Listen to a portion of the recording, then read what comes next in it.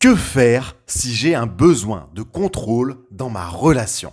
Bonjour à toutes et à tous. Pour celles et ceux qui ne me connaissent pas, je suis Thomas Siksik, votre love coach et conseiller sentimental. Alors, le besoin de contrôle dans une relation est souvent lié et souvent la conséquence d'une angoisse de souffrir, la peur de souffrir à nouveau.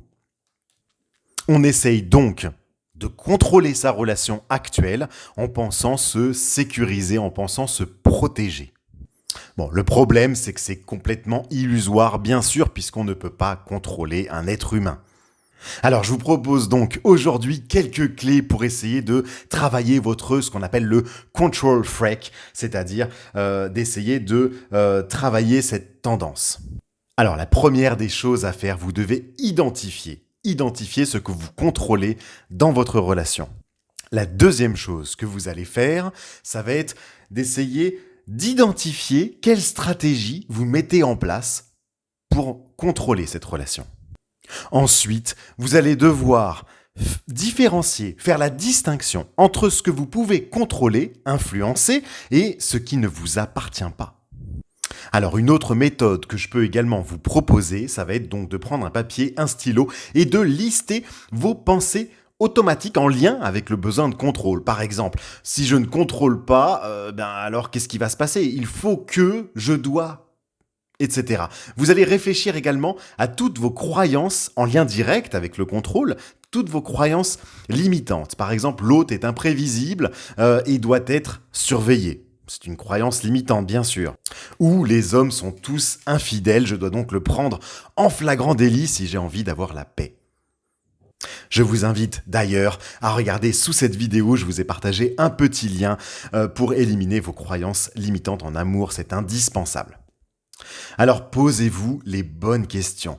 Comment est-ce que je pourrais penser la relation différemment? Et comment je pourrais aborder en tout cas la situation autrement? Si j'avais pas ce besoin de contrôle, finalement, eh bien, qu'est-ce que je pourrais me dire? Quelles questions je pourrais me poser? Qu'est-ce que je pourrais faire? Comment je réagirais? Ou bien, mettez-vous à la place, par exemple, de votre meilleure amie qui, alors là, elle est une pro du fameux lâcher-prise. Eh bien, comment elle réagirait dans sa relation? Ça va permettre tout simplement de vous détacher un petit peu de votre relation, de vous mettre finalement à la place d'un observateur extérieur à votre relation et d'essayer de voir les choses sous un autre angle. Faites également une liste de tous les comportements alternatifs que vous pourriez avoir pour essayer de relâcher votre besoin de contrôle.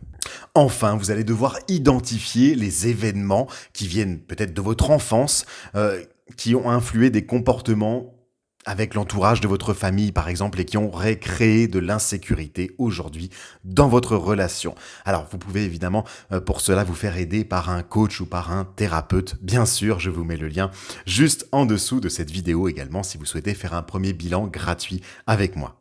Voilà les amis, les astuces que je pourrais vous donner aujourd'hui pour essayer de relâcher, de lâcher prise dans vos relations et d'éliminer ce besoin de contrôle. Parce que n'oubliez pas que lorsqu'on cherche à contrôler l'autre, eh bien généralement, on le fait fuir à un moment donné ou à un autre.